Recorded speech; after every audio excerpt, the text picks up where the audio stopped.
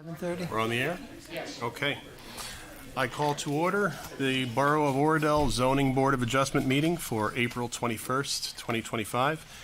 Notice of this meeting was published in the official newspaper, prominently posted in Borough Hall, and filed with the clerk's office in accordance with the requirements of the Open Public Meetings Act. This meeting is a quasi-judicial proceeding. Decorum appropriate to a judicial hearing must always be maintained. Any questions and comments must be limited to issues that are relevant to what the board may legally consider in reaching a decision. Let's start with the Pledge of Allegiance.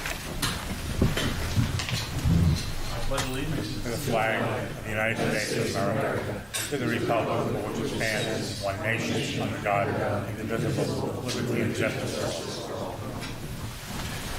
All right. Roll call. Mr. Barrows. Here. Mr. Bartlett. Here.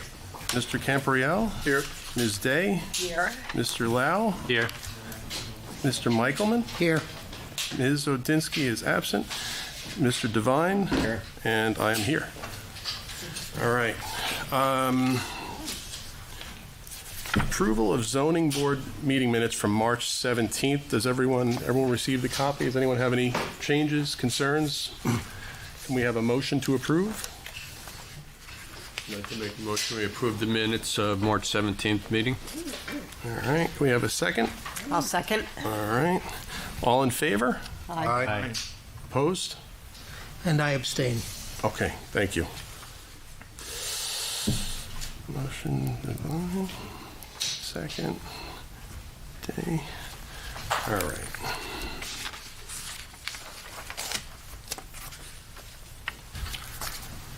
That's that. Correspondence. There is a bit of correspondence that will be available in the construction official's office for any reference. Zoning board procedures, I think everyone knows this, but I'll read it anyway. Zoning board is a forum for property owners to apply for exceptions to local zoning ordinances. If what somebody would like to do with their property isn't something the building department can approve, they can seek a variance via this process.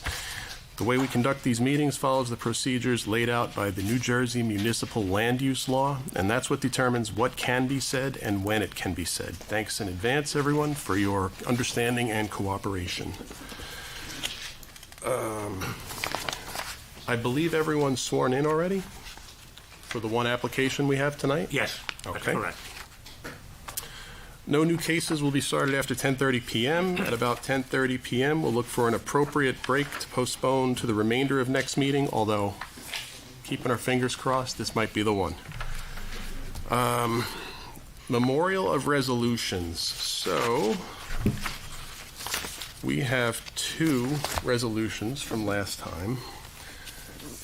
575 Seminole Wild, calendar number 885-25. Would someone like to make a motion in either direction to approve this? I'll make a motion that we approve the motion as discussed at the last meeting. Okay. We have a second? I'll second. Okay. All right.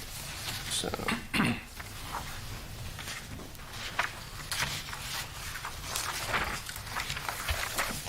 We have, someone's going to have to help me out with procedure here. I think this was the fence one, and we had a couple of folks who voted no. So the folks who voted no on the application should abstain or should not vote for the resolution, if you remember who you are. I don't.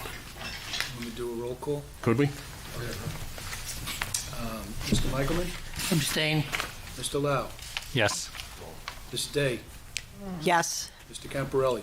Abstain, I'm within the 200 feet. Mr. Bartlett? Abstain. Mr. Barrows? Yes. Mr. Devine? Abstain. Mr. Santaniello? Yes. So that's 4. That's enough, right, for a resolution? Okay, thank you. Sign this.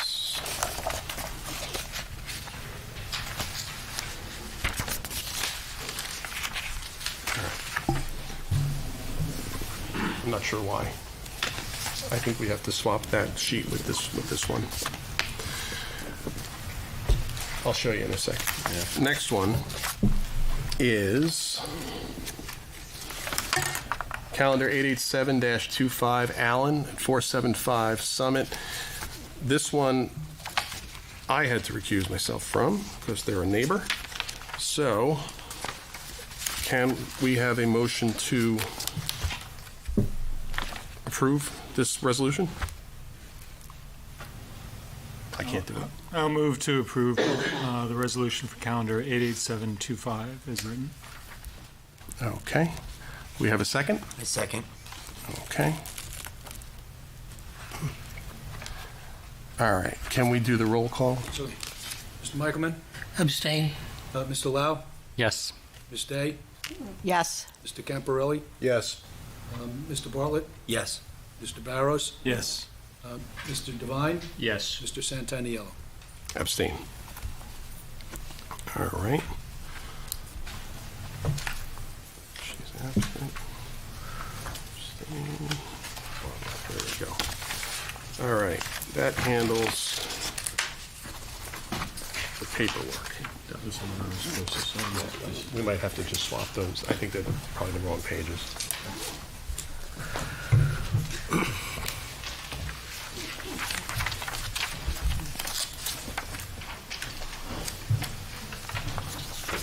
Check the signature pages. I think they go with the others. All right. On to the good stuff. All right, calendar 874-24. I will leave you in the good hands of Mr. Devine.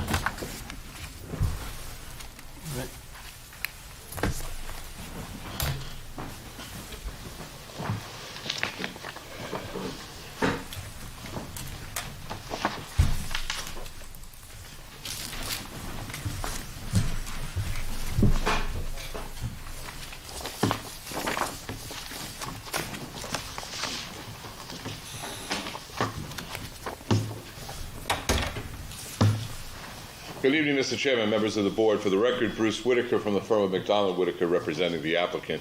This is the continuation of the public hearing for Bergen County United Way Madeline Housing. Hopefully this hearing tonight will conclude our presentation. And at that point, we would ask for your vote of approval for the application. I've taken the liberty of updating an exhibit list, hopefully maybe to expedite our presentation this evening. All the exhibits that we've been previously submitted are listed on here. And we've had the benefit of comments from public, we've had reviews of engineering reports, and we've made modifications to the plans. The modifications that were made to the plans do not change the count as far as the number of units are concerned. It does not basically change the building except it was flipped. It's taken the parking, as you'll hear from the testimony this evening, and moved it to the other side, which was one of the issues that was raised by residents. And I would suggest that what we did, and we've shared with them and with counsel for the residents, is why counsel for the residents that were in objection is not here tonight, because I received a phone call today and said that they are satisfied with the provisions that we put on this, and we created a settlement agreement that we concluded with at 6:20 this evening. So with that said, unless there's any questions for me, I will call Mr. Halls. I'm going to have him briefly testify as to the modifications that have been made to the plan. As far as the overall, as I said, bedroom count, the overall operational aspects, the architectural aspects, except for the home being flipped, all remain the same. So it's basically just the site plan modifications that were made. We've had the benefit of Neglia Engineering's report. We stipulate that we can conform to the questions and the issues that were raised and procedural engineering modifications that have been suggested. And we've had the benefit of your planner's report, and we take no exception to the comments that were raised during that. Mr. Whitaker, we're going to have to mark both the most recent Neglia report, which is revised to April 15th. Right. I didn't put No, we can make that B2. B2. And then And then B3. B3 would be Ms. B1. Ryder's report. Yes. I have the date here, it's revised to April 17th. Thank you, Mr. Ray. Mr. Halls has been previously sworn. Unless there's any questions of me, I would ask he come forward to testify. Yes, he was sworn at the May 2024 meeting. Still good. Almost an anniversary. Close. Yes.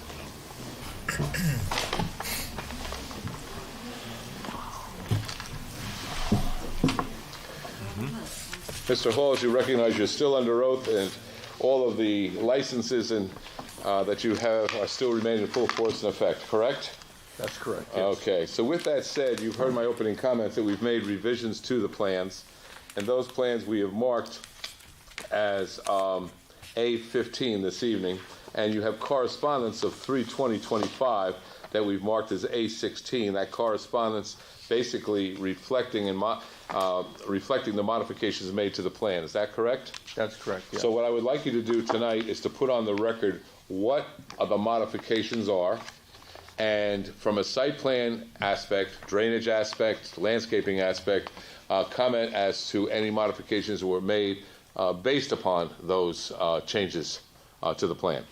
All right, specifically, the building is identical to the building that was proposed before. We've actually taken the building and flipped it on the site. So it's the exact same building on the plan. We've taken the parking, and the parking previously was on the right-hand side of the plan. Now it's on the left. I do have a copy of the old plan. I can quickly show you if you prefer to see what the two plans were, or we can just go with this, whatever the board would feel like. Mr. Hall, just for clarification, the parking was previously on the southerly side, That's correct. and now it's on the northerly side, That's as correct. opposed to left and right, just so it's clear. I use left and right only because It's easier, I know, I agree. this is, Microphone? You want to? oh, I'm sorry. This is the site plan that was previously presented to the board. You'll see the building is in orange, the parking is on the right-hand side. The parking was on the right-hand side with 8 parking spaces. Everybody remembers that, I'm sure. What we've done is we've taken that same building and we've mirrored it or flipped it on the site so that the entrance is now on the left-hand side of the site. The parking is now on the left-hand side or the northerly side of the property, and the right-hand side or southerly side of the property is now remaining in its existing conditions. We had seen testimony from the residents showing drainage concerns and such on the southerly side of the property.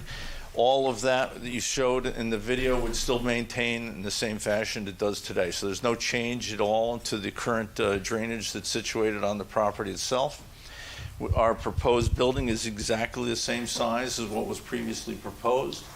The number of parking spaces does change. We go from 8 parking spaces to 7, and that is specifically because of the shape of the property itself. We have on the northerly side of the property, we have a little indentation, and previously the parking area, when it was on the opposite side, you could put parking on both sides of the drive aisle. Now we only have parking on one side of the drive aisle. What's the ramification of all this? We do increase the impervious coverage on the property. We had 42.4%, I believe it was before. We are increasing it to 44%. 43. We were increasing it to 43, and architecturally, I'm told that there are some issues now with the, I'm going to get the wrong state organization that oversees this, so I'm not going to even attempt to figure out which one it is. The Housing Authority, I believe it is. They require a second, they don't possibly, we have a patio area, which was an area of refuge in the back of the site. I'm told by the architect that he has some experience now that they're now asking for an access way from that area of refuge from the back. That would require us to increase the sidewalks around the back of the building. With that, what those additional sidewalks would be, approximately 200 square feet. That increases the coverage that we have on the plan here from 43% to 44%. And that is all because of, we believe we're going to need that extra percent for the walkways because of issues that are now arising with the, I think it's the Department of... That ADA? I'm not Department, even... I believe, of Consumer Affairs, the DCA, and their regulations for this type of housing. Yeah. I'm sorry, I don't know the actual agency, but these things happen. Then other things we've done is the grading on the site. We've, as I mentioned before, on the right-hand side, we no longer grade on the right-hand side of that property, so we'll no longer be filling or placing any fill on the southerly side of the property, which would impact the drainage you saw from the videos that were supplied by the residents. We've increased the stormwater detention facilities. That is now all located on the northerly side of the property. We have the parking area itself is being collected. All the roof runoff is being collected. We are also collecting the patio area behind the building and also the front yard. All of that is being collected and tied into the storm drainage system, seepage pit under the parking area. Then we have increased the storm drainage area under the parking area. What we've also done is there was an access easement that we were proposing, a 15-foot wide access easement on the northerly side of the property. That is now going to be incorporated into our drive aisle for the parking area so that anyone will be able to access through our site. And then we will have immediately beyond that, it's going to adjoin the municipal property behind that. We will have to grade onto the municipal property because of the elevation differences we have, but we will have to go to the mayor and council to get approval for that grading on that property. But now there will be easy access through from Genther Avenue to the property, and also visually you'll be able to see the cemetery that's behind the site also.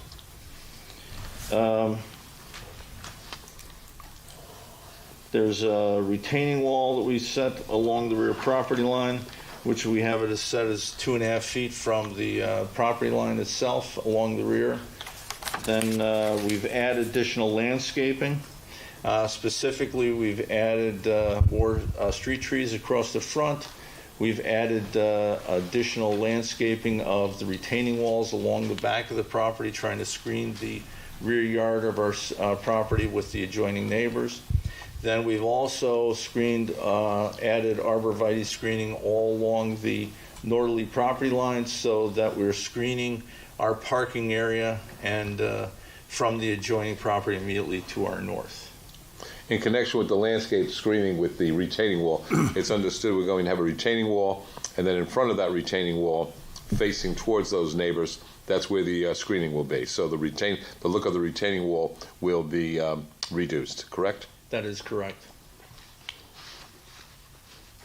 And I believe those are all the changes we had. There is a slight, the architect has gone and recalculated the FAR. We had an FAR before of 5930. We're at 5783. So we're basically the same number. I know it is a little different number, but it's basically the same. In connection with the comments raised by by members of the public, there was a concern about the driveway entry on the southerly section with the intersection, correct? That has been moved completely to the opposite side of the property. There's no difference. There's no site restriction or possible conflict with any movements on the roadway itself with the placement of the driveway. So by moving this driveway and parking lot to the northern end, that eliminates any of that concern. Am I correct? That is correct. Now we're in a straight section of Genther Avenue, so there's no visual impediment with traffic on the roadway. And in connection with the height of the building itself, and we've submitted a architectural drawing that indicates this, but overall, we're stipulating that the height of the building will be less than the maximum height, correct? Yes. Maximum height being 34 feet. The architect has designated the height from the grade in front of the building to the ridge of 27.7, so we'll be fully conforming with the 34-foot maximum in the zone.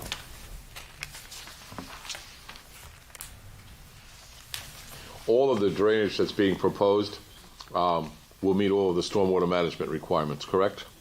It exceeds all the requirements, that is correct. And you had the benefit of reviewing the report issued by Neglia, a report that's dated, I don't have the, 5/20/24? Yes, I did. Okay, and you reviewed the 2 revisions to the plan? That's correct. Okay, and the comments made in there, they can all be addressed in a revised plan? They can. Basically, there's some minor modifications to my plan. The only physical ones that'll change in the site is the engineers requesting me to remove some of the tiered wall where it's in close proximity to the existing storm drainage line. We can do that. By removing that, we would actually be able to add more landscaping that some of the neighbors had requested, so we'd be able to increase that. The tiered wall section is in close proximity to the storm drainage line. The engineers asked us to remove that so we don't have our possible conflict in the future. We do also have to do some exploratory things for the actual design of the house. Almost all of the comments, conforming to the comments, we can make those can make the revisions necessary. They almost all have to do with, I'll call them below grade comments. It's not going to affect the site plan visually about what you see above the ground. Most of it is below grade and construction issues. So we have no problems with addressing that information. Thank you, that's all I have, this witness at this time. Oh, I did not mention the site lighting. We do have the same bollard lighting as we had proposed. We are not changing any of the lighting that we had previously. And I'm remiss in asking a question, I'll ask it now. As far as the soil movement aspect of the application, the quantities may change a bit, but all of the requirements for soil movement under the ordinance can be complied with and adhered to? That is correct. Thank you. Our borough officials? Sure. Just a couple of quick questions. Thank you for the testimony, and thank you for addressing a number of the items I had in my letter. One item, just for the record, I think it was put on the record originally, but since there was revisions, as far as any discrepancies between the architectural and engineering plans, which one would govern as far as the site plan? The engineering plan governs. Thank you. Now, in your testimony, I think you had noted that there's additional sidewalk going in the back portion of the property, which is required by the code from the state. Would that be incorporated into your stormwater design, additional impervious coverage? It would be. None of that, all of that would be captured by the storm drains that we're proposing right now. And we could, when we make the necessary revisions that you requested in our calculations, we will incorporate that. Okay, thank you. Now, with respect to the revised parking, so now it's on the north side of the property. We have a residential home closer by. What kind of impacts, or what kind of impacts would there be as a result of the parking on that side? Well, specifically when people enter into the site, driving into the site, actually, I believe it's going to be less impact than on the adjoining property. Specifically, the most impacted property is the one immediately to our north or toward the left-hand side of the property.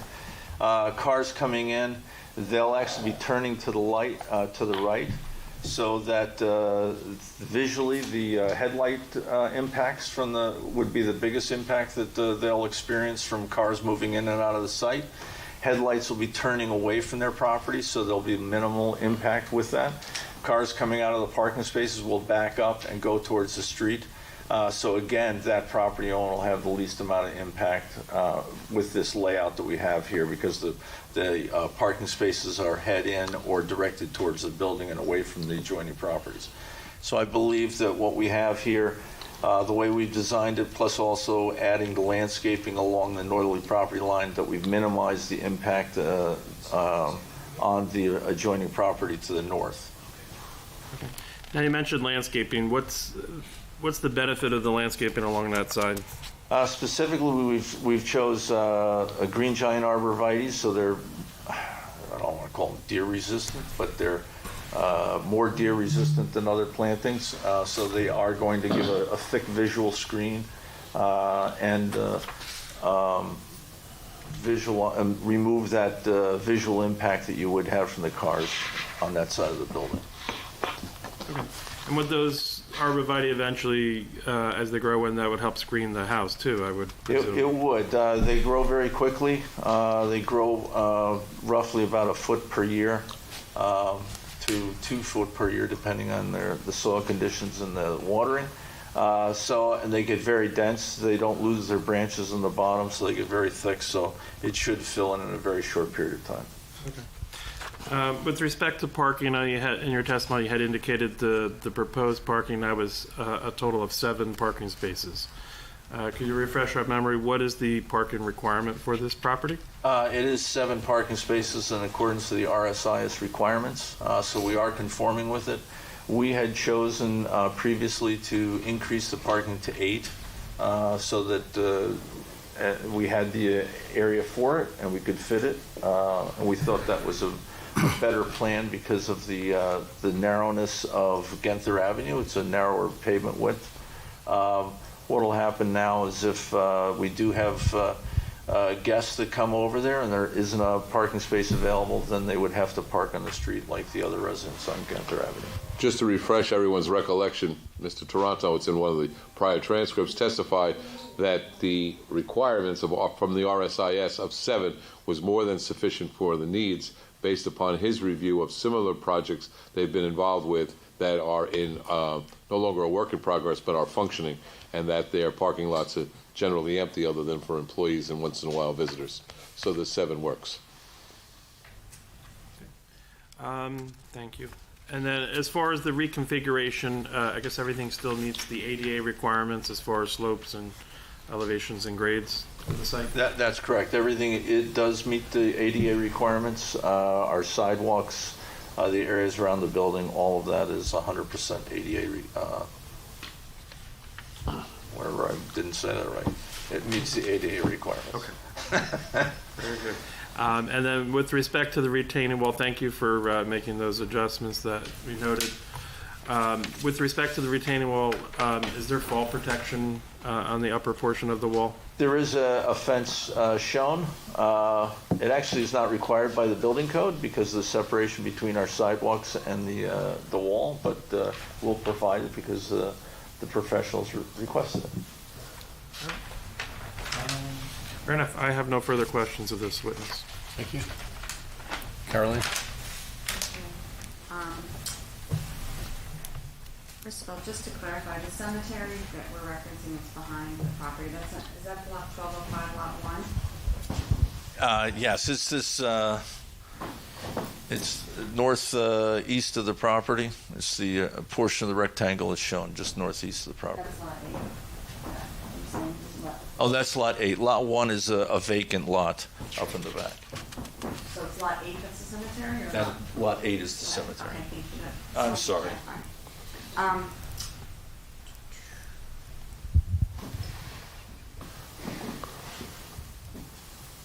So you've already, regarding the building height, you testified that you're going to not exceed the maximum permitted height. So stipulated, that's correct. And even though I think there's a discrepancy between the architectural plans and the site plan with respect to building height? Site plan will conform, Okay, even on something like the building? yes. Okay. Going through my notes. Yes. Is that better? Thank you.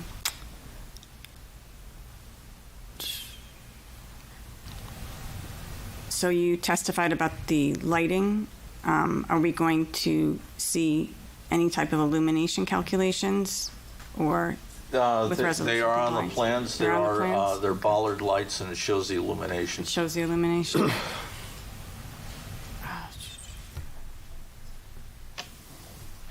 It's only intended to light up the walkways. It's not intended to light up the entire parking lot.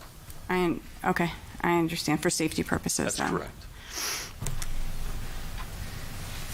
we had a comment about the fence height, the safety fence. Well, it's required to be 42 inches tall. Okay.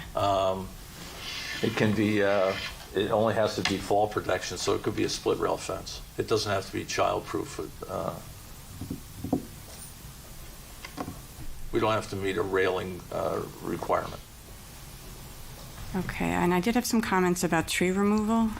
We are proposing, I believe it's 35 trees to be removed, and we're proposing, no, that's not the right. 22 trees are being removed, I'm sorry, and that requires 35 replacement trees, of which 28 we're proposing. The remaining, we will have to meet the borough code and make the contribution to the tree fund. So you'll work with the arborist, right? You have an arborist in Oradell? Yes. Yes? We've stipulated to that in one of the prior hearings.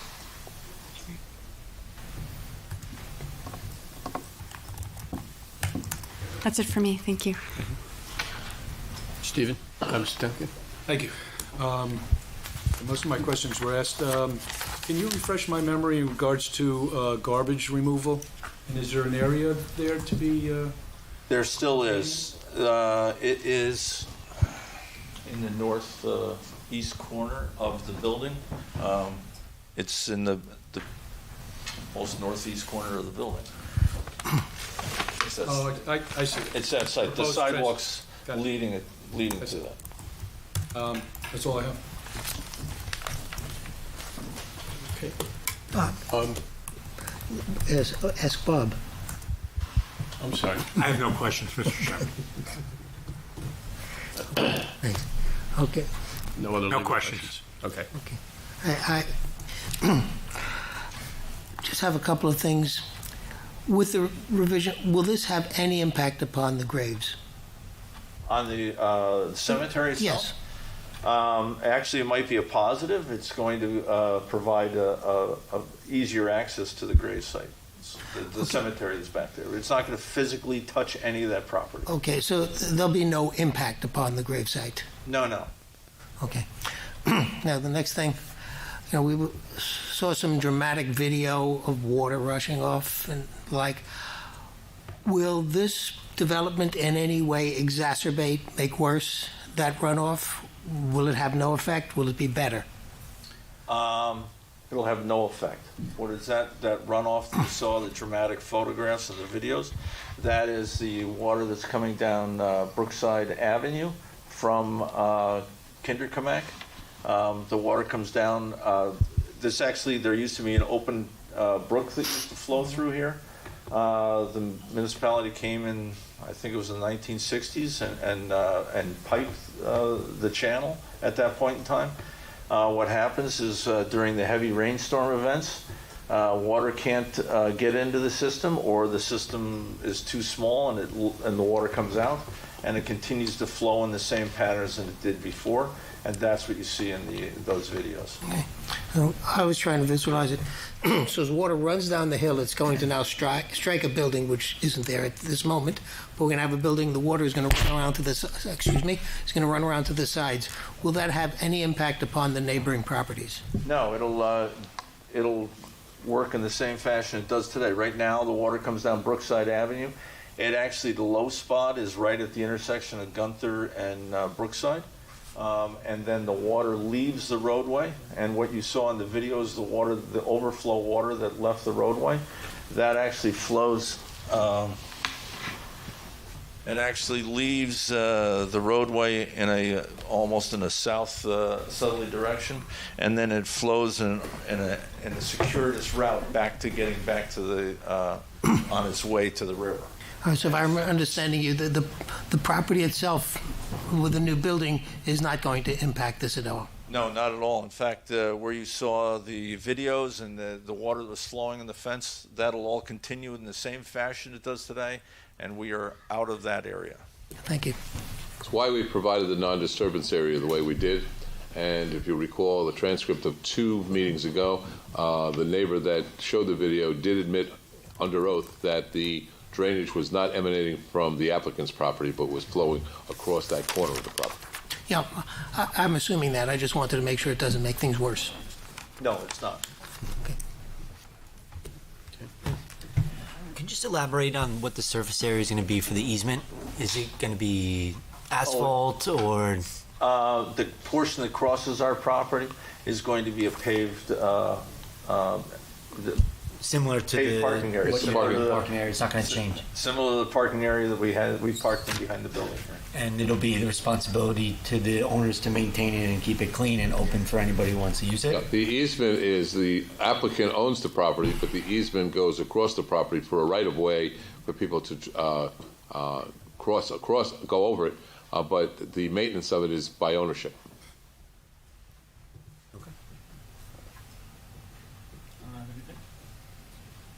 Questions? Only one thing I just want to confirm. I see you have the bollard lighting, which you said was intended just to illuminate the sidewalk.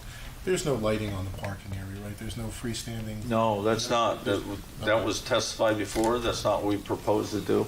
These are only, I think they're only 36 inches, might be 42 inches high. They're very short to the ground. Just wanted to confirm. Thank you. Okay.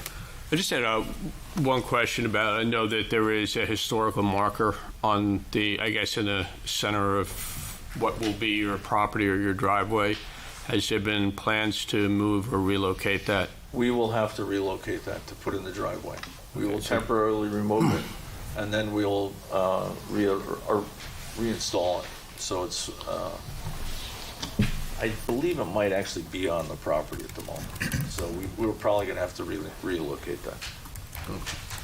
And then I just had one other question for Rob or Steve, whoever could answer. In light of the fairly significant change to this, I mean, are all proper notifications done to people on the other side of the property made aware of this, and in terms of the time frame for the notifications and all? Everyone I think within, there's been everyone testimony within a that radius of shouldn't 200 impact feet has them, been but noticed. headlights and all.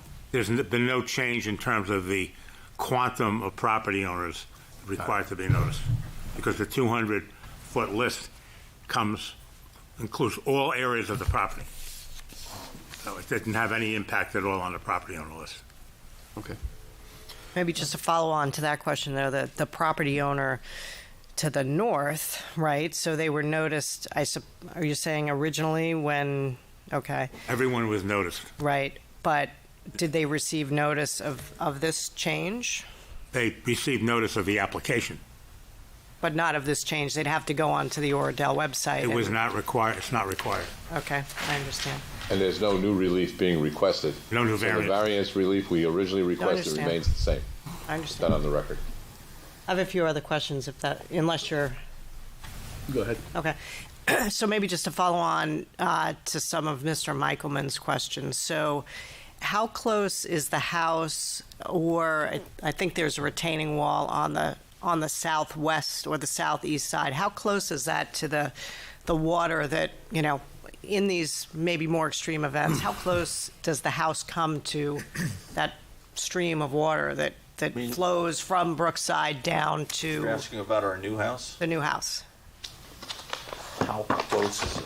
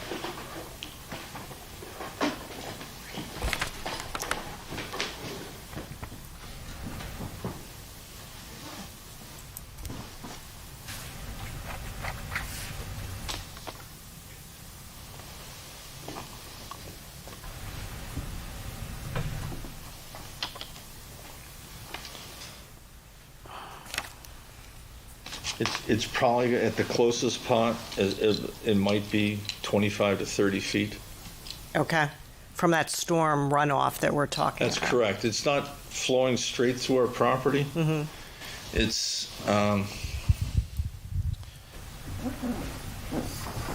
the water comes across, and if you saw through the videos, the water was coming at an angle through the property Right. itself. So it's not coming straight down, it's sweeping through, because there's a high spot here at the at where the Okay. water is getting around.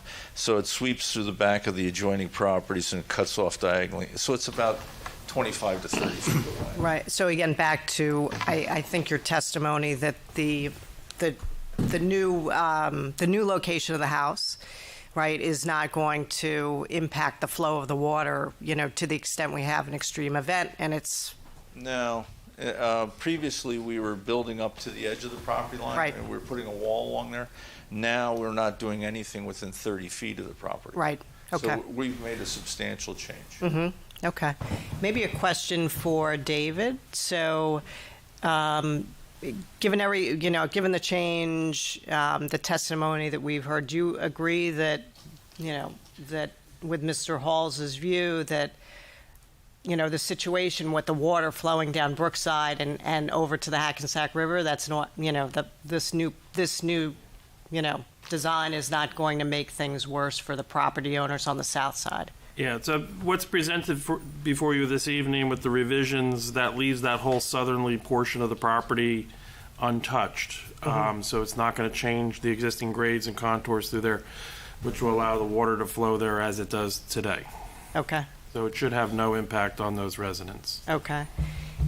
Maybe another question for you, David. So the final drainage calculation that we said was examined in the Neglia report was March 10th, but the one that we have currently is March 20th? Well, regardless of, he's going to have to make some revisions to stuff Right. because there's some comments that we have in our letter which they've agreed to address them. So whatever needs to be addressed from the stormwater side will be addressed by the applicant. Okay. So there will be an updated report coming out related to that, but Okay. we Okay. did review the latest one that was provided. Got it. Maybe one other question on the water drainage, because it's so, it's been talked about, to such a degree. So it's interesting, I drove past the property again today, and the high point of the property currently is on the northern side, right? So the grade of the street, if you were just looking at the street, it's a little bit higher on the northern side than the southern side, and which makes sense given everything that we talked about before. But it's interesting, all of the drainage and the seepage pits are going to be on the north side of the property, right? Because we know water typically flows down. Usually. Right? And the drainage pits are on the north side of the property, and generally, again, I would think the water's going to drain to the southern part of the property. No, what we're doing is we're collecting the front yard of the site is pitching to the south with on the grading plan. Right. It's pitching to the south. The rear yard of the proposed house is pitching towards to the east. We're collecting all that water before it leaves our property. We're collecting the whole front yard before it comes. We're piping it down towards the seepage pits.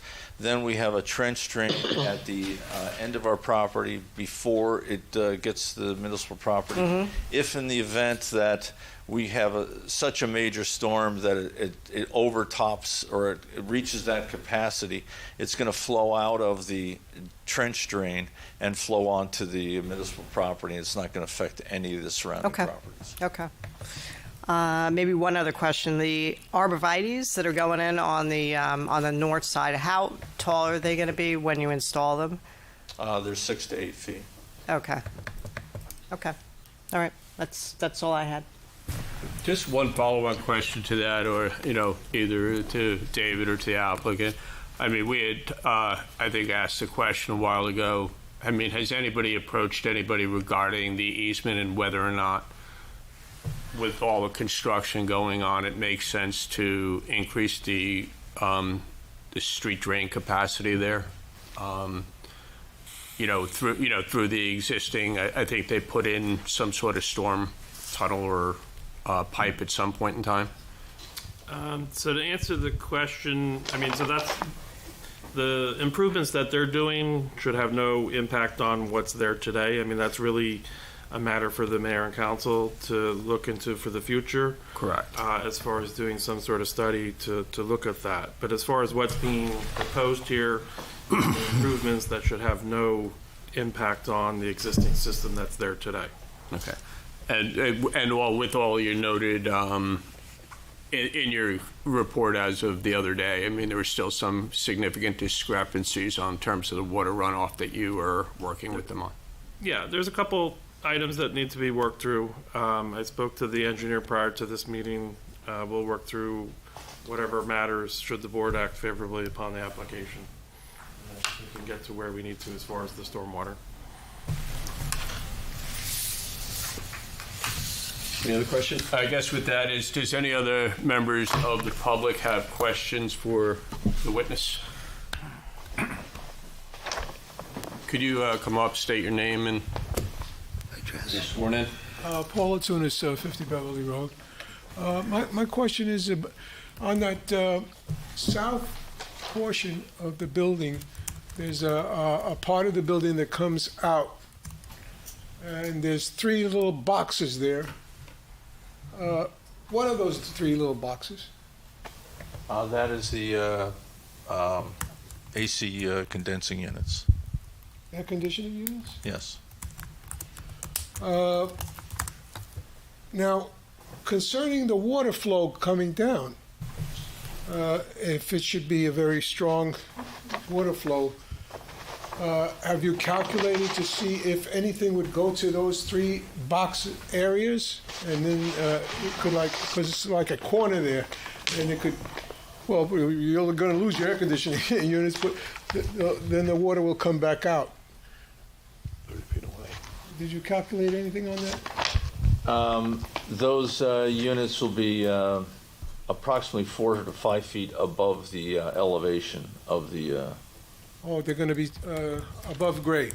That's we are raising the grade level there, Yeah.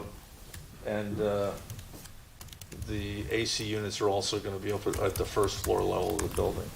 So how they're many gonna be- feet up from the grade of the air conditioning units? From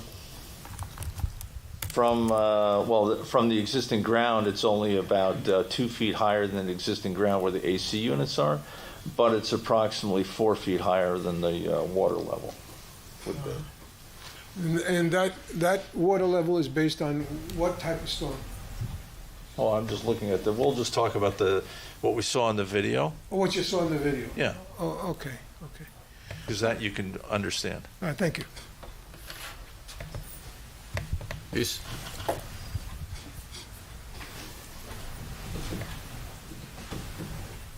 Carol Ennis, Lot 7. I'm on the northern side of this property. Please spell your last name.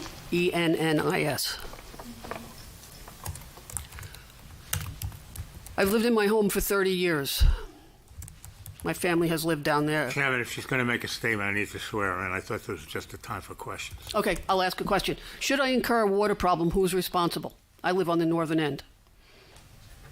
Is it the town? Is it the town? Is it the zoning board? Is it United Way? Who would be responsible should I incur a water problem? I have not had one in 30 years. It depends on the source of the problem. That's all I can say. What if it's the source is what you've It seen? would be a civil matter between you and any neighboring property that causes the problem. So it would be the United Way. No, I didn't say that. I said You the said a source of the neighboring problem. property. I said the source of the problem. And you also said the neighboring property. Yeah, whichever neighboring property causes the problem, assuming there is a problem to begin with. Okay. Oh, one more thing. Would it be possible to plant something else besides arborvitaes? Please don't close me in. Could you plant viburnum along that way, along the northern end, instead of the arborvitaes? Please don't close me in. Well, the simple answer is yes. We could substitute. I thought that this would be a better alternative, so that you didn't have to see the parking area. But if you chose something else, we could certainly do that. If you chose that, and I know you have a chain link fence along your property line. If you thought that instead of a chain link fence, it should be a solid fence. We could do that also. We could make any change on the site itself. We're proposing at this point in time a landscape buffer because we thought that was the most sensitive way of addressing the parking and the I visual understand that, but could you do the viburnum like what is at the Columbia Bank off of Kinderkmack Road? They have a whole row of viburnum. That's like a hedge. Yeah, I understand. The simple answer is yes, we could do that. I'd have to specifically go over and see exactly what variety they have, but we could do something like that. Okay.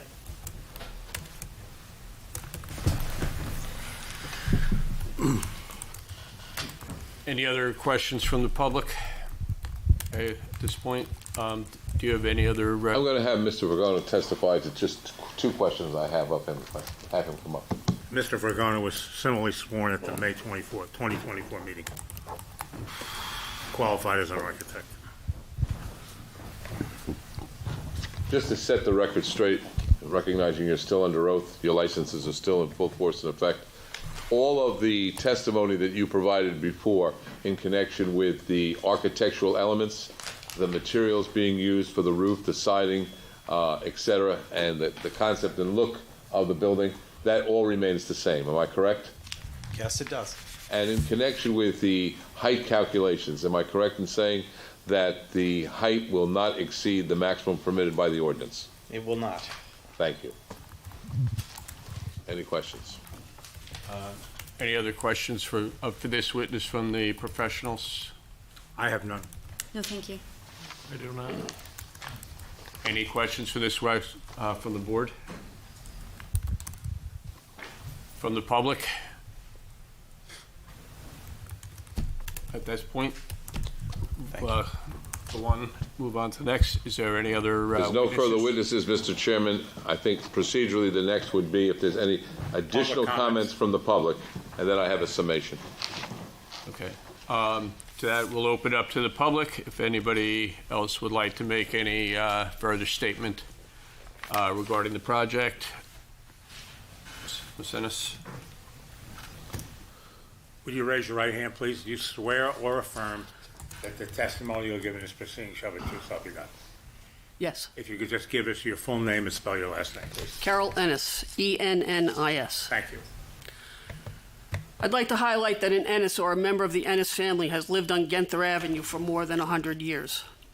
With such a long history in this neighborhood, I'm deeply aware of the way people here have been treated, the significant changes made to the area, especially with regards to the swamp and the brook. I played there as a child, and as an adult, I've spent countless peaceful moments watching wildlife and appreciating the natural beauty of the area. I want to be clear, very clear. I fully support the creation of group homes. I was a special education teacher for 34 years, so I'm acutely aware of the need for these homes. However, I do not support destroying this wooded area to achieve that goal. Removing it will be a permanent loss. This lot, with its irregular shape and water-related challenges, may not be the best place for this approximately 6,000 square foot home. I would encourage the town to consider more suitable buildable lots, such as the property next to the milk store on Elizabeth Street, the land by the skating pond on Park Avenue, or, dare I say, Hague Park on Grove Street. These locations may better meet the needs of the group home and the community. Thank you.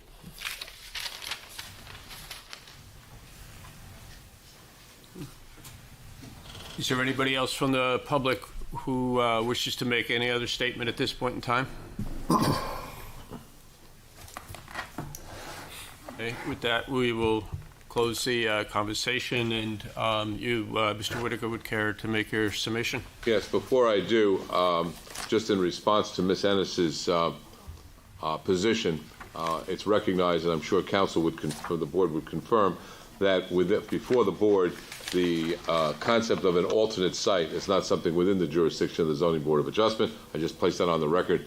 That was in the jurisdiction of the mayor and council, and they have already selected this site.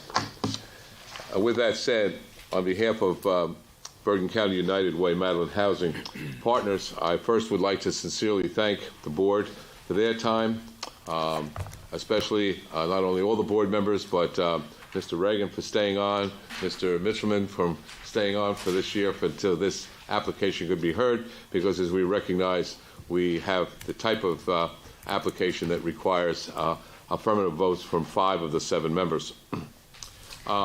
This application started, as you know, in February of 2024. Tonight is our 9th hearing. You've heard a great deal of testimony from the applicant. You've heard a great deal of testimony from the professionals. You've heard the concerns raised by neighboring property owners.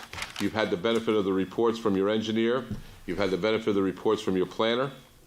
The purposes this evening in my making a summation is to just confirm on the record what it is that we've presented to you. I'm not looking to present and review all the information that was provided, but merely highlight in a summary fashion the requests that were made by the applicant and the proofs that we provided to you that constitutes the reasons why, under the municipal land use law, the relief being sought by the applicant can and should be granted by this board.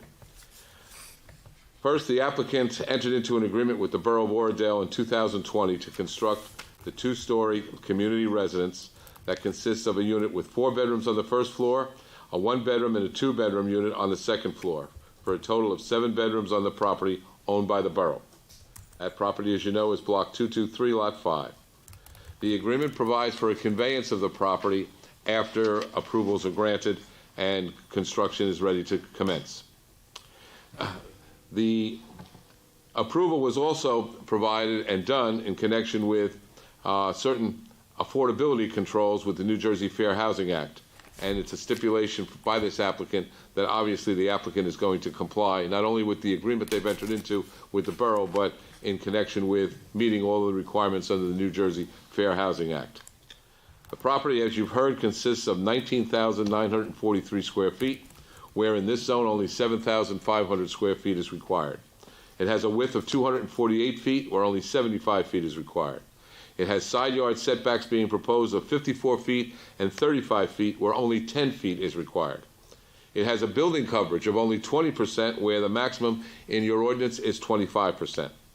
It meets the front and rear yard setbacks and conforms to the height requirements as we've stipulated to this evening. The residential site improvement standards require 7 parking spaces, and although the applicant testified that in their ability of reviewing their other properties and on the history of what they have, they don't need 7, they're complying with the RSIS requirements, including 1 van accessible ADA space. Community residents are permitted in your residential zone. Community residents are also permitted under your ordinance in the R-4 zone. So tonight, so that the record is clear and we recognize and understand, the use is a permitted use. So with that said, what we are looking to do at this point is to meet the requirements of the agreement that was entered into by the applicant with the Borough of Oradell. And as testified to by the applicant's professionals, we have to also meet all of the Department of Community Affairs requirements for the building of a community residence for the developmentally disabled. And as you heard from our professionals, who have done this many times over, Mr. Vergona especially having designed these throughout the state, the size of the building at this location, the size of what's required, is required by state guidelines. And so it's a requirement under the agreements that were entered into between the Borough of Oradell and the applicant. It's not oversized. It meets what is required to meet the bedroom count. We are here before the Zoning Board of Adjustment to seek basically 3 variances.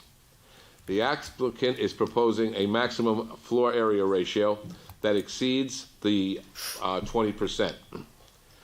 It's a D4 variance, and it's only this board that has jurisdiction for it. By having that jurisdiction, you also then have jurisdiction for the other 2 variances we're requesting, as well as site plan approval and then soil movement approval. It's a variance that's been promulgated, as I've stated, by the fact that there's an agreement between the Borough of Oradell that requires this housing project, and also the amendment to the housing element and fair share plan of your master plan. So the Borough of Oradell has acknowledged this specific development on this specific property, and you look to your master plan to see if it follows suit, and the master plan with the amendment that was made conforms and confirms, I should say, that this is appropriate from a master plan's perspective. The other variances that we are requiring are two variances that I submit to you can be established under the C1 criteria for maximum lot coverage of 43%, where 40% is the maximum permitted. Realize it's a coverage, again, promulgated by the regulations from the state in building a structure that meets the minimum requirements. The other variance that's being requested is a variance for combined side yard setbacks. And you've heard extensive testimony from Mr. Halls that we have an irregularly shaped lot. Look at it, you can see that. And based upon the mathematical formula that's used for measuring combined side yard setbacks, we are less than what is required, but realize that each side yard itself is well beyond the 10-foot that is required by your ordinance. And the reason the formula doesn't work here is because of the very odd configuration of this lot. But Mr. Halls, in his testimony as a planner, confirmed that from the streetscape aspect, from looking at this building from the front, we basically would never know that you don't have the proper combined yard setback, because from the front, you actually do. So with that said, I want to review, just to put on the record, the application as it pertains to the FAR requirement. You're faced with this in many instances, even with homeowners, and you understand what the litmus test is for a D4. But so the record is clear, it's not a D1 or a D2, which has a much more strenuous provision as to what the litmus test is to for an applicant to prove what it is that's necessary to obtain such a variance. In this instance, what we're really looking at is to see that where the FAR requirement and why it's promulgated in any ordinance in any municipality is to make sure that what is being proposed does not overburden the lot.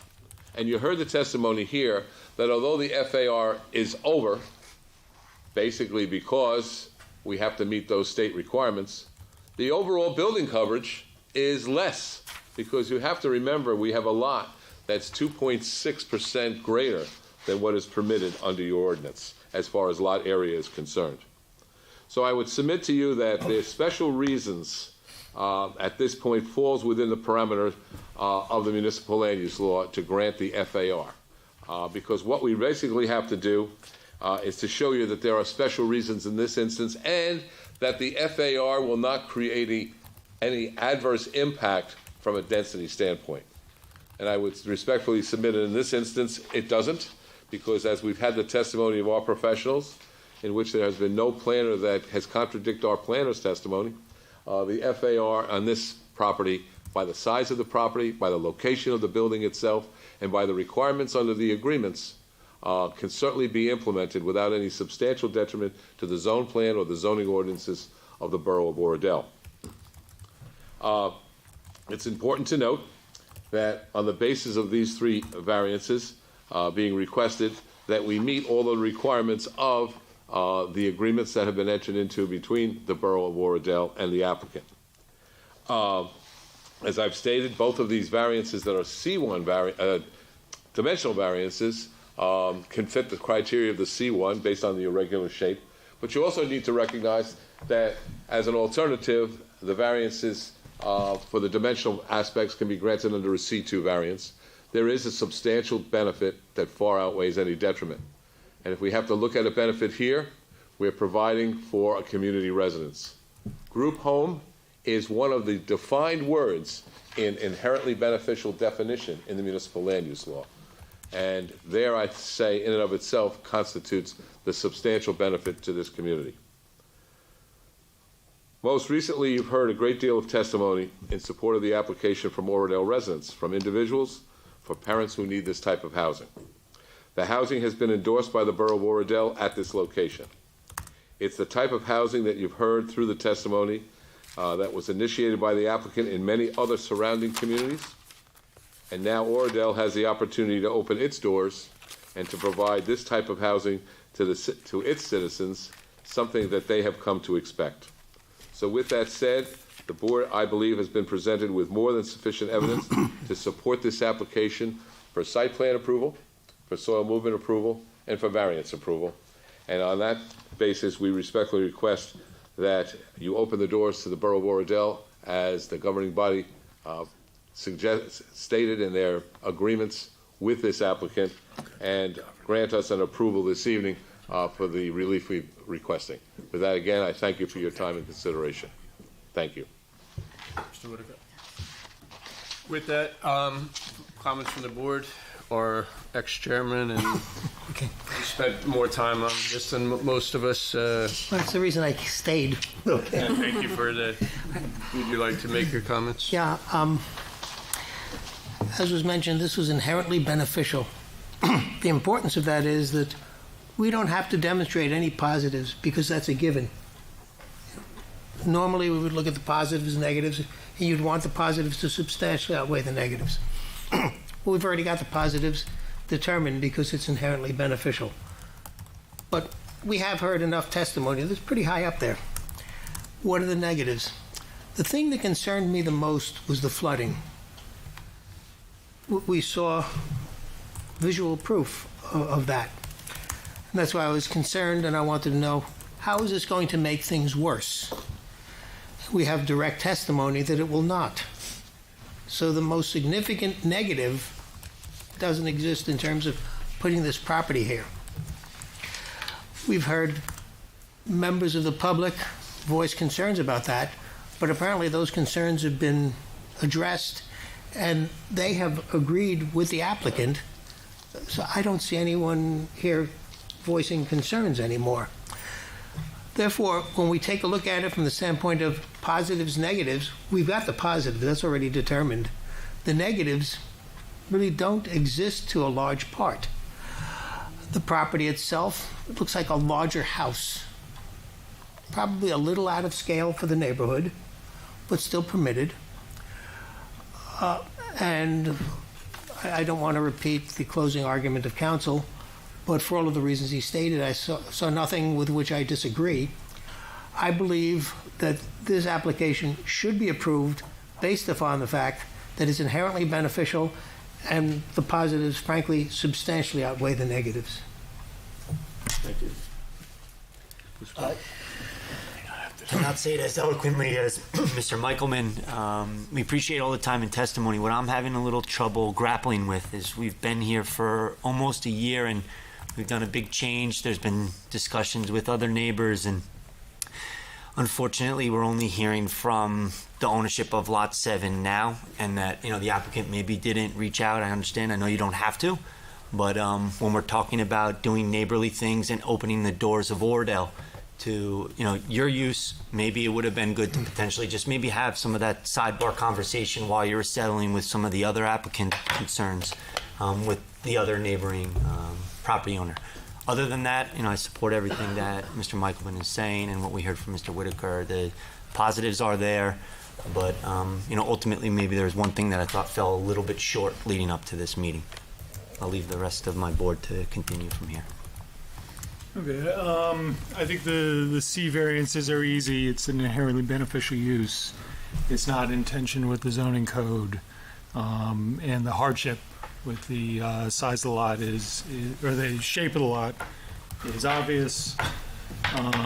For the reasons that council stated, I think the special reasons exist to grant the FAR application. It's not in tension with the code. It's not in tension with the master plan. And for all of those reasons, I support it. In terms of the property owner to the north, I don't know if we want a condition that you'll work with the property owner to make reasonable accommodations along the property line. We certainly can stipulate to that. We had proposed arborvitae because typically that's what neighboring property owners like to see, so that we could, as you heard from our engineer, block the sight of a car in a parking lot in a residential zone. But if there's an alternate shrub that can be installed there, and/or fencing, as Mr. Halls has suggested, we can certainly work with the neighbor for that purpose. So you would agree as a condition, you would consult with... I will direct a letter to Ms. The owner of Ennis. Lot 7, I believe. I'll direct a letter to Ms. Ennis with a copy of an alternate plan for her to select. Excellent. Thank you. I'll go back to something Mr. Michaelman said, I think, in one of my first meetings here when we started this, which was the borough had entered into this agreement with United Way, and as such, our job was much more limited than maybe people thought or would have liked. And based on the testimony and based on what my colleagues have said, especially with respect to the flooding and whatnot, it seems that all of that has been addressed. I thank you for the presentation. I thank your experts and all of the people who commented pro and con, so it gives us the ability to really assess what we want to do here. So, very much appreciate everybody's time and attention to this matter. Very important for sure. The group home, it seems very clear it's a permitted use. It's inherently beneficial, right? So those positive criteria appear to be satisfied. We spent a significant amount of time talking about potential negative impacts to the neighbors to the south, more so now tonight with respect to Ms. Ennis, one of the neighbors to the north. And I appreciate the fact that she came forward so that we could hear her point of view. I think that's very important to us. In terms of the potential negatives, the situation with the water, again, being very significant, that seems to have been addressed based on what we've heard from the applicant and also from our professionals. Other potential negative impacts also appear to be addressed in terms of there's a lot of question around the parking, how would it impact traffic on the street. That's important, certainly, to the neighbors. And then also the discussion around the FAR, the building size or the FAR exceeding the variance, but, right, as we've heard now several times, in order to put in this type of group home, we were told there are no other options than what we have, and that the applicant tried to ameliorate the FAR through different ways, which we already discussed. So I think those are all important things that we need to consider, right, as we vote. As was mentioned previously, this is a inherently beneficial use. I think the applicant made compelling arguments with regards to the requirement of these variances in order to meet codes, and I appreciate that. The settlement was reached with the opposing party in a satisfactory manner. Just lastly, echo a lot of what was already said, but most importantly, I think that the benefit to a group of people who are, regardless of law, regardless of need, is underserved within the community, and I think it's a great project from that perspective. To points Ms. Ennis made, it's been watershed property, vacant land forever, and unfortunately, based on what this board can and can't do, these were decisions made by mayor and council well before this thing's coming to this particular board. But we thank everybody who stood up and talked about the issues and worked through the individual issues. And we thank the applicant for going back and working with them, to correct as many of them, as possible, and working with everybody. So, with that. Call for a motion. Call for a motion. I would like, somebody would care to make a motion in the affirmative or negative? I'll move that the application be approved. We have already stated the reasons and have heard that, so. Subject to the conditions that have been discussed on the Yes. record throughout the hearings. Yes. You need a second. Do I have a second? Second. A second. Okay, by roll call. Steve? Yes. Call the roll? Okay. I write slowly. Mr. Michaelman and Mr. Lau will be voting as regular members. And 5 votes are required, as you heard previously, to approve the application. Mr. Michaelman, Yes. Mr. Lau, Yes. Ms. Day, Yes. Mr. Camparelli, Yes. Mr. Bartlett, Yes. Mr. Barrows, Yes. Mr. Devine. Yes. Thank you very much. Thank you for your time.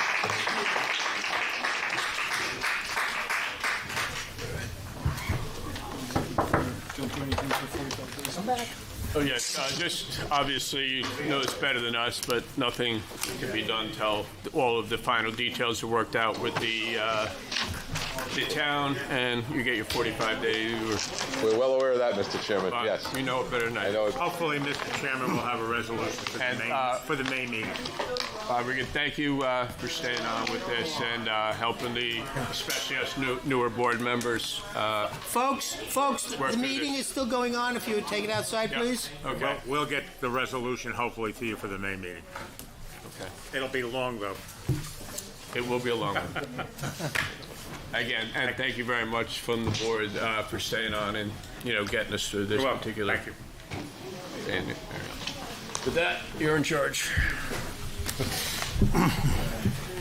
Thank you for. I got to convince all my relatives and friends and everyone that I know to leave town, so I can stop stepping down from these cases when they come up. But that being said, thank you for running this. I know this was Good to see you. for all the help. Thank you for coming back. On to old business, I suppose. It is now old business because if we haven't completed it yet, we're now overdue for the cybersecurity training. If anyone has not completed the latest cybersecurity training, you have at least a couple of emails reminding you to do so. So please do that and let. I have not completed it, and I do not intend to complete it. Fair enough. I don't think they'll kick you off. Has everyone completed it, or who has? I haven't, and to tell you the truth, I don't know if I've seen the. This week. Yeah. I'm not alone. If you can give me certification that it's been done, we can keep it on the file in case somebody comes in next. Yeah. So, Steve, I haven't done it, and I'm going to have to go back through my emails. I'm not sure I saw anything on it. If I can't find it, I'll reach out to you. Yes, Gabby can resend it. I think with the cybersecurity, that is through your email. It's not something we can do and send you. You have to get it through. Right, I'm sure. I have not received the email to my Oradell email. Could you ask them to move away from the... I'll do it. I have it. Oh, So how many have not done it? Mr. Lau? Everybody. I don't recall seeing it. I'll have Gabby send out another email to everybody. Hey, could you also confirm that you have the ones because I'm pretty sure it was all done. That you did? Yes. Yeah, I did. Okay. And along the same lines, although much newer, that's it for any other old business. Okay. New business, similarly, the financial disclosure statements are due, I believe, at the end of April. Does that sound right? 30th.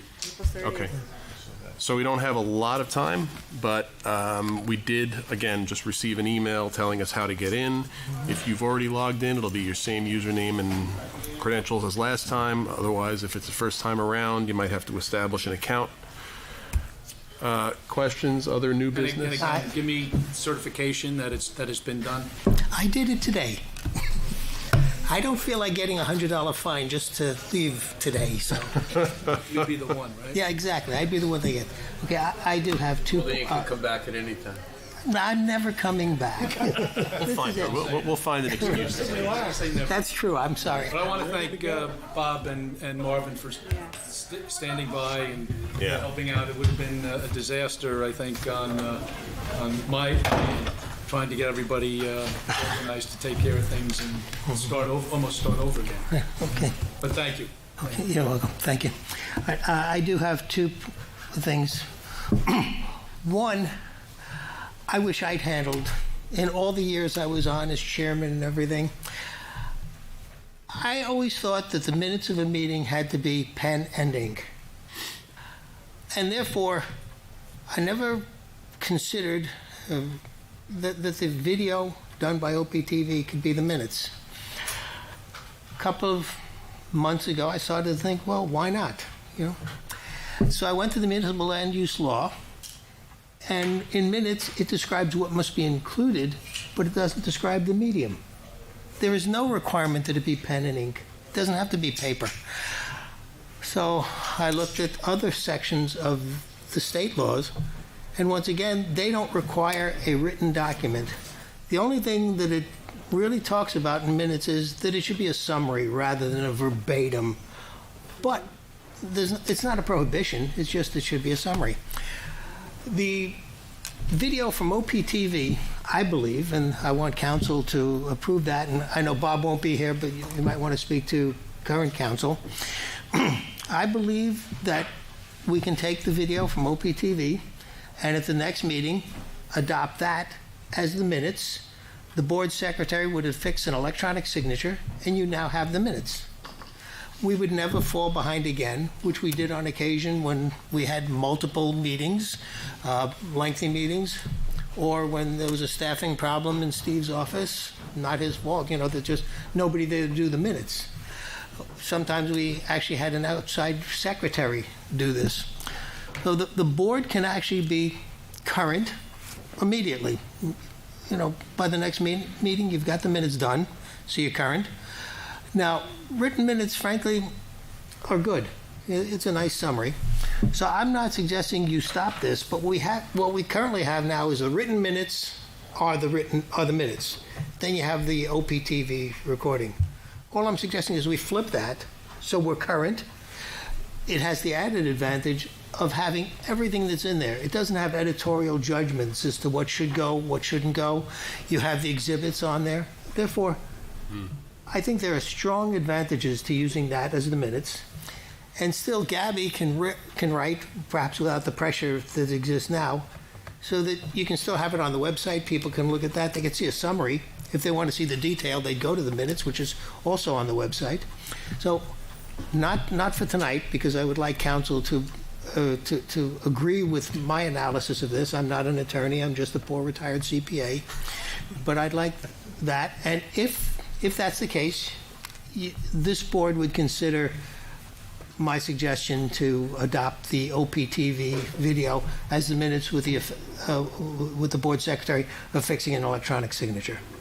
So that, I don't know if anybody wants to say anything about that before I go on to the next one. I did. Didn't we approve that at one point? Well, we didn't approve it as the minutes. We did approve having OPTV's recording because, we actually lost the board chairman because official document? It's official, but it's not the minutes as required by the municipal land use law. What I say is it can be.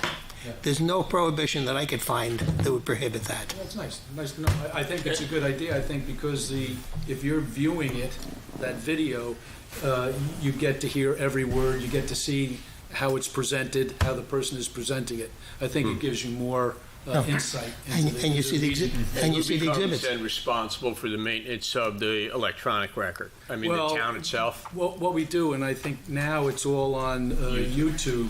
But OPTV, after the meeting, a couple of days after, will give us a DVD. So we have a record of that in the office. Yeah, I mean, to me, you archive that, you could archive it so somebody can go back many years. It should be archivable for that so people can go back and review it. Yeah. And then just to follow up with the written portion that you're talking about, what would be beneficial to, newcomers on the board who haven't spent as much time on it, is that level of summation talk better about the types of variances that were given. While everything has to be heard individually, the precedent set, as we had one case last week where, precedents, regarding corner properties and everything else may have come into play. That type of summation would be very helpful for people. Yes, anytime somebody comes in for an application, Gabby will, give the application, explain it, give some insight, and one of the things she says is, if you're not familiar with the, procedure, go to OPTV and watch it. It does give you insight in how to present it. The other thing I think you'd have to consider, not just, right, you're going to have to maintain, you're going to have to maintain it electronically or on a disk or whatever, right, just like you would the minutes.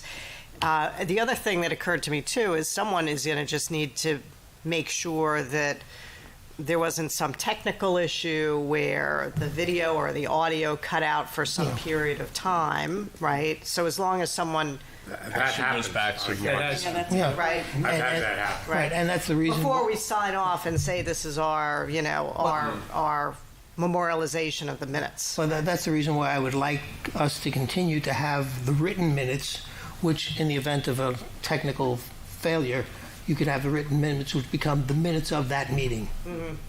So we will always have those two sort of backstopping each other, but the primary would be the electronic version. I have a question. The written minutes, what are those derived from?